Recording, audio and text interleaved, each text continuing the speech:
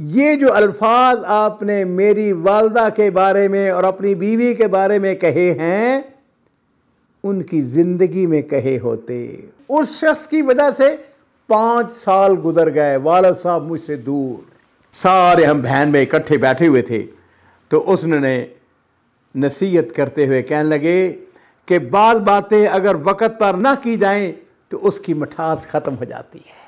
अस्सलामु अलैकुम वरहमतुल्लाहि वबरकातुहू। बिस्मिल्लाह वस्सलातु वस्सलामु अला रसूलिल्लाह। मुअज़्ज़ज़ नाज़रीन इकराम, आज का जो किस्सा है बड़ा अहम किस्सा है और बड़ा अहम वाक़या है। और मैं हमेशा ये बात कहता हूँ कि मेरी ख्वाहिश और कोशिश होती है कि हम इस किस्म के वाक़यात को आपके सामने रखें जिसमें मेरी और आपकी तरबियत।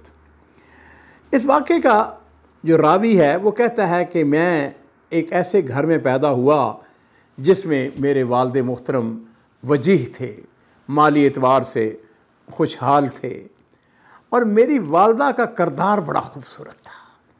कहता है कि वालदा के बारे में जब आदमी बात करे तो उसमें पोजीशन ये होती है कि उसके अंदर जो है ना वो कुछ जज्बात से आ जाते हैं, माँ के साथ मोहब्बत, माँ के साथ प्यार।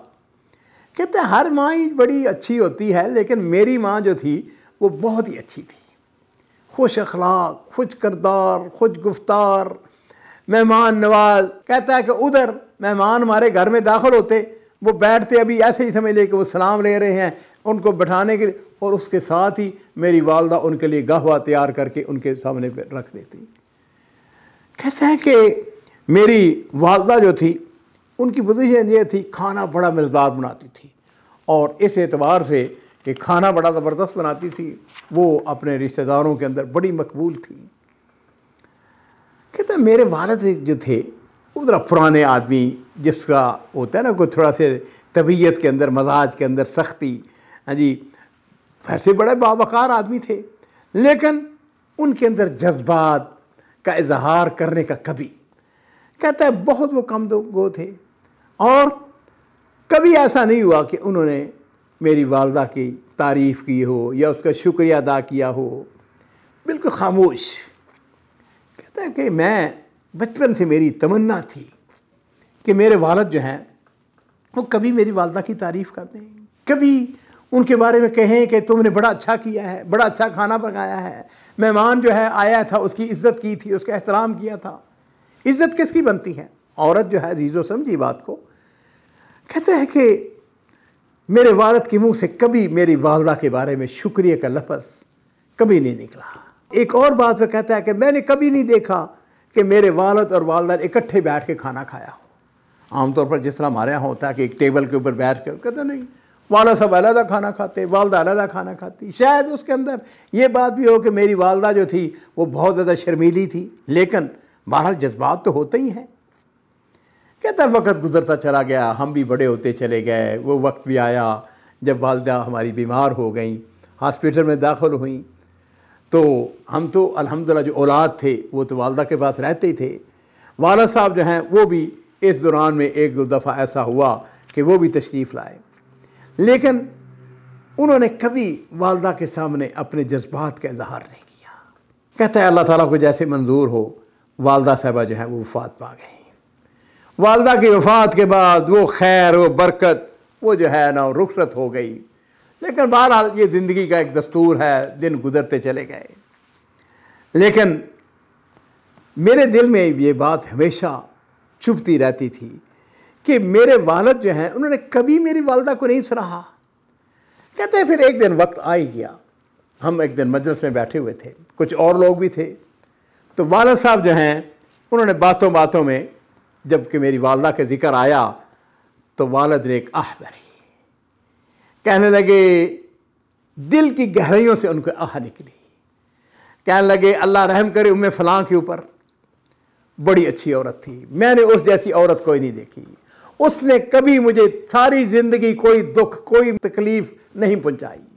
उसने हमेशा मेरा चेहरा रोशन किया, उसने मेरी हमेशा इज्जत बढ़ाई। और क़यामत वाले दिन मैं अल्लाह से दुआ करता हूँ कि अल्लाह क़यामत वाले दिन उसका चेहरा रोशन करे। कहता है कि जब मैंने अल्फाज ये सुने तो मुझ में जितने लोग बैठे हुए थे उनके ऊपर बड़ा उसका गहरा असर हुआ। कहता है लेकिन मैंने साथ ही बेसाख्ता, मैं नहीं चाहता था लेकिन बेसाख्ता मेरी ज़बान पर ये अल्फाज आ गए कि काश वालिद मोहतरम ये जो अल्फाज आपने मेरी वालदा के बारे में और अपनी बीवी के बारे में कहे हैं उनकी ज़िंदगी में कहे होते, वो इन अल्फाज को सुन लेती, वो तरसती रह गई कि मेरा खामद मेरे बारे में कुछ अच्छे अल्फाज भी कहे, काश वो जिंदा होती, काश वो आपके जज्बात सुन सकती। कहता है कि ये जो अल्फाज थे ना ये बेसाख्ता मेरी ज़बान पर आ गए। और सुभान अल्लाह, मजलिस के अंदर एक आदमी और भी बैठे हुए थे, उसमें एक आदमी को शैतान ने वरगलाया है जी। उसने क्या किया, उसने गोया मेरे वालिद का दिफा करना शुरू कर दिया और उसने मेरे बारे में कुछ ऐसे अल्फाज कहे जो कि उसको नहीं कहने चाहिए थे। और उसका नतीजा क्या निकला, उसका नतीजा ये निकलिया कि वालिद साहब के दिल में मेरे बारे में कुछ चीज़ें आ गई, हत्ता कि वालिद साहब मेरे से दूर हो गए, हालांकि मैं वालिद साहब के बड़ा करीब था। कहता है कि पोजीशन ये बन गई कि वालिद साहब पहले मुझसे निजी बातें कर लेते थे, दिल की बातें कर लेते थे, दिल की भड़ास निकाल लेते थे, मुझसे मशवरे कर लेते थे, लेकिन उस शख्स की वजह से 5 साल गुजर गए, वालिद साहब मुझसे दूर। वक़्त गुजरता चला गया और एक दिन ऐसा हुआ कि वालिद साहब बीमार हो गए। कहता है कि मैं तो अपने वालिद का फरमाबरदार था, अल्हम्दुलिल्लाह मैंने अपने दूसरे बहन भाइयों के मुकाबले में वालिद साहब को ज़्यादा वक्त दिया, मैं हॉस्पिटल में उनके साथ रहा। अच्छा जी, अब ये है कि जिस वक्त आदमी बीमार होता है ना तो फिर उसका थोड़ा सा दिल नरम हो जाता है। मैंने वालिद साहब की बड़ी खिदमत की हॉस्पिटल के अंदर, वालिद साहब जो है उनका दिल नरम होता चला गया, वो बदलने लगे, बातें करने लगे, मेरी मौजूदगी से खुश होते, सेहतयाब हुए, घर लौटे तो उनका हालात बदल चुके थे। और अजीज़ों, अगली बात सुनने वाली है।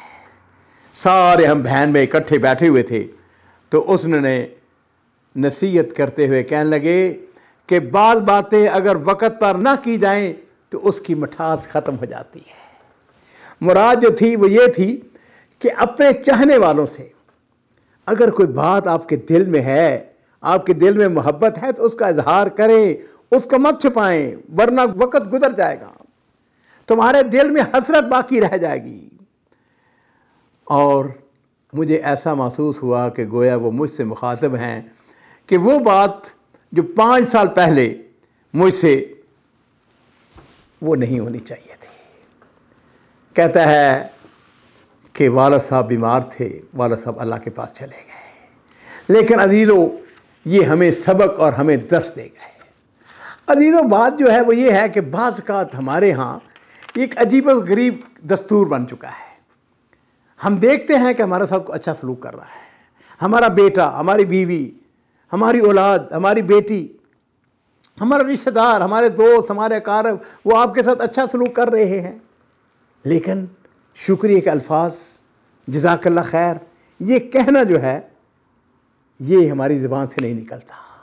नहीं मेरे अजीज़ों, आइए मेरे माँ बाप कुर्बान हों, नबी करीम सल्लल्लाहु अलैहि वसल्लम हज़रत मुआज़ बिन जबल रज़ी अल्लाह ताला अन्हु, आपने उनका हाथ पकड़ा, ऐसे हाथ पकड़ा ऐसे, और आपने फरमाया वल्लाहि या मुआज़ इन्नी ला उहिब्बुका, मुआज़ अल्लाह की कसम मैं तुमसे मोहब्बत करता हूँ। अब कायनात के इमाम है, अगर आप कसम ना भी खाएं लेकिन नबी अकरम सल्लल्लाहु अलैहि वसल्लम जो है वो उनको बताना चाहते हैं अपने दिल के जज्बात कि मुआज़ मुझे तुम्हारे साथ मोहब्बत है। एक और शख्स आता है, आकर अर्ज़ करता है कि अल्लाह के रसूल मैं फ़लाँ शख्स से मोहब्बत करता हूँ। तो नबी करीम सल्लल्लाहु अलैहि वसल्लम ने फरमाया कि क्या तुमने उसको बताया नहीं? उसने कहा नहीं, मैंने तो उसको नहीं बताया। आपने इरशाद फरमाया कि फिर ऐसा करो कि जाओ जाके उसको बताओ कि तुम उसके साथ मोहब्बत करते हो। अजीज़ों, ये नबी करीम सल्लल्लाहु अलैहि वसल्लम का उसवा है। मोहब्बत, तारीफ़, एहसासात उसको अपनी ज़बान पर लाएँ। हमें से पता क्या होता है, अक्सर औक़ात मैंने अपने गालबन किसी मज़मून के अंदर भी लिखा था, आदमी फौत हो जाता है ना, कब्रस्तान के ऊपर खड़े हैं, वो जनाब उसकी तारीफ़ें, ये बड़ा सखी था, ये बड़ा नेक आदमी था, इसने कभी नमाज ज़ाया नहीं की, ये लोगों की मदद करता था, हमसायों के साथ अच्छा सलूक करता था, वालिदैन का बड़ा। भाई मैं कहा करता हूँ खुदा के बंदो, ये जो तारीफ़ें हैं, और फिर बाद में अखबारात के अंदर मज़ामीन शाये होते हैं। हाँ जी, अगर कोई बहुत नुमाया आदमी हो तो उसके बारे में अशात ख़ास होती है। तो मैं कई दफ़ा अपने अहबाब से कहा करता हूँ, यार ये जो आपने उसकी वफ़ात के बाद ये अपने मज़ामीन लिखे हैं, ये उसके बारे में इन जज्बात का इज़हार किया, उसकी ज़िंदगी के अंदर भी कभी कर दिया करें। बाज़ आदमी ऐसे भी होते हैं कि 20-20 साल गुजर गए, 30-30 साल गुजर गए, अपने घर के अंदर अपनी बीवी के साथ उनका जो रवैया है वो ये है कि मजाल है कि उनकी ज़बान से जज़ाकल्लाह खैर निकल जाए, या ये कहे कि तेरा शुक्रिया, तूने ये बड़ा अच्छा काम किया है, तूने बड़ा अच्छा खाना बनाया है। नहीं मेरे अजीज़ों, मैं तो आपको बताता हूँ, अगर आप चाहते हैं अपने घर के अंदर सादत खुशियाँ, तो अपने घर के अंदर थोड़ा सा अपने आप को तब्दील करें। अपनी बीवी, अपने बच्चों के साथ अपने घर के माहौल को तब्दील करें, उसको फ्रेंडली माहौल बनाएं। अगर आपका कोई बच्चा, आपकी बच्ची, आपकी बीवी अच्छा काम करती है, उसको कहें जज़ाकल्लाह खैर, उसकी तारीफ़ करें, उससे उसके हौसले बढ़ते हैं, उसके अंदर खुद एतमादी पैदा होती है, और अगर हो सके उसको इनाम दें। मैंने अपने घर के अंदर आजमाया, हमारी नौकरानी थी, मुझे याद है कि वो जिस दिन अच्छा खाना बनाती थी तो मैं नाम लेकर उसको, बल्कि सारे बैठे हुए थे, मैं कहता आज बहुत मज़ेदार खाना बनाया, और कितनी दफ़ा ऐसा हुआ उसने मुझसे इनाम भी लिया। इस एतबार से कि भाई उसके जज्बात भी हैं, जिसने आपके लिए अच्छा खाना बनाया है, आपके लिए अच्छा दस्तरखान सजाया है, आपके घर को खूबसूरत बनाया है, आप अपनी ज़बान से कहें कि जज़ाकल्लाह खैर। वरना पता क्या होता है, दिल के अंदर वही जज्बात लेके आदमी फौत हो जाता है। नहीं भाइयों, अगर आप अपने माहौल को खुशगवार बनाना चाहते हैं तो अपने साथियों की तारीफ़ करना सीखें। और मेरे माँ बाप कुर्बान हों, इस बारे में नबी करीम सल्लल्लाहु अलैहि वसल्लम की सीरत पाक से हमारे लिए बहुत सारे असबाक, बहुत सारे वाक़यात और बहुत सारे दुरूस हैं।